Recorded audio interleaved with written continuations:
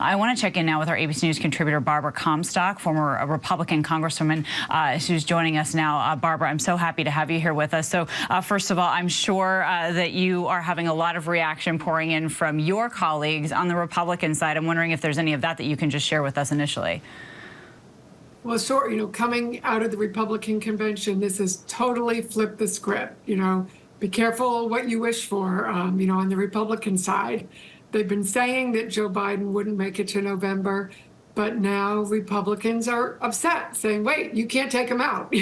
This is who they planned on running against. This is who they spent the whole convention running against. So this is now very much, I think the Democrats are back in play. This has gone already very well for the Vice President Harris, getting very big endorsements, obviously, from Vice President Biden, as well as from the Clintons, but a lot of senior Democrat senators, like Senator Klobuchar, but also Mark Kelly, my home state of Virginia, both Senator Warner and Senator Kaine have already endorsed her, who, of course, ran for vice president himself.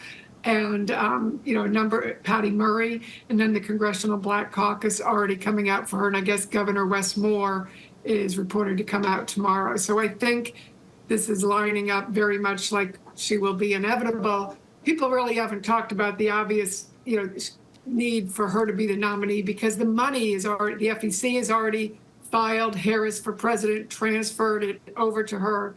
The money will stay in place if she's the nominee instead of somebody else will have to start from scratch.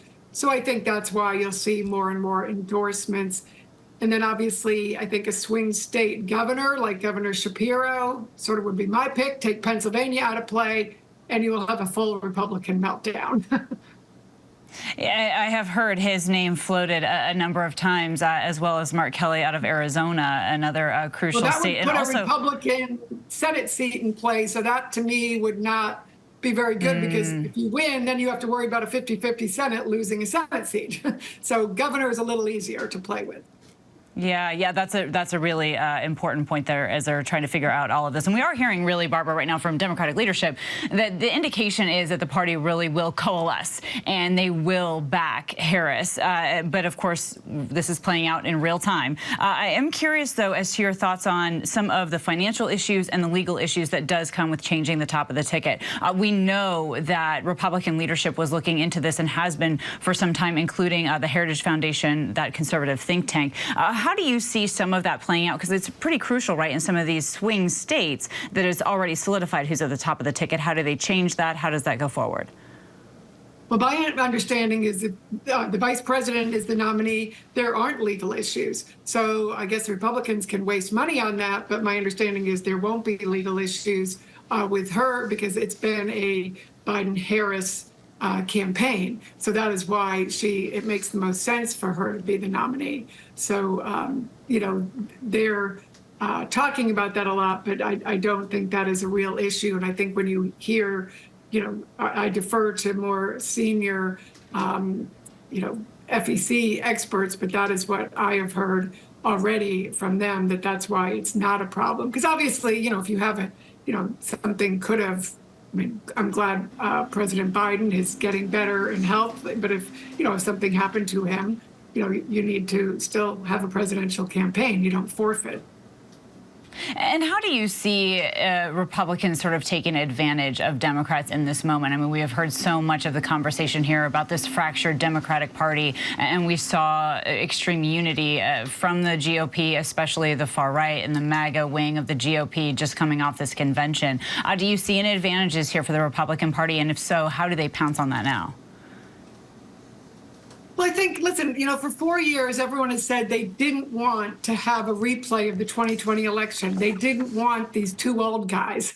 So now the Democrat Party doesn't have one of the old guys.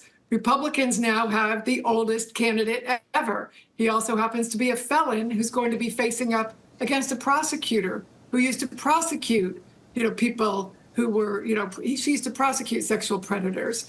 Donald Trump has been adjudicated, with sexual assault. So I think that lines up, sort of advantage Democrats. Now, if she picks one of these very, experienced swing state governors, whether it's Governor Shapiro or the governor of North Carolina or so, Governor Shapiro, for example, was attorney general before he was governor. So you have somebody who's a good law and order person. And I think that, and now a governor, that's someone with a lot of experience up against a very green freshman senator who's only been in office for less than 2 years. So I think this is really flipping the script and putting the energy on the Democrat side while also re-energizing the money. Now, you do have the Republicans feel like they came out very energized, very much together, but Republicans have always, after January 6th, because Trump has divided our party, had a group of Republicans and independents who wanted to support somebody else. This gives those of us who wanted somebody else now a place to go. And I think you will see that sort of, Republicans, who want to have a new home, independents, I think they'll wait and see what the ticket is too, but I think you will see more opportunities there to have a new generation of leadership and have sort of the anti-Trump coalition that allowed 2020 for Biden to win. That anti-Trump coalition can come together once again. All right, Barbara Comstock, thank you so much for your insight as we all are here witnessing this historic day, again, in American politics and American history together. Barbara Comstock, we always appreciate your time.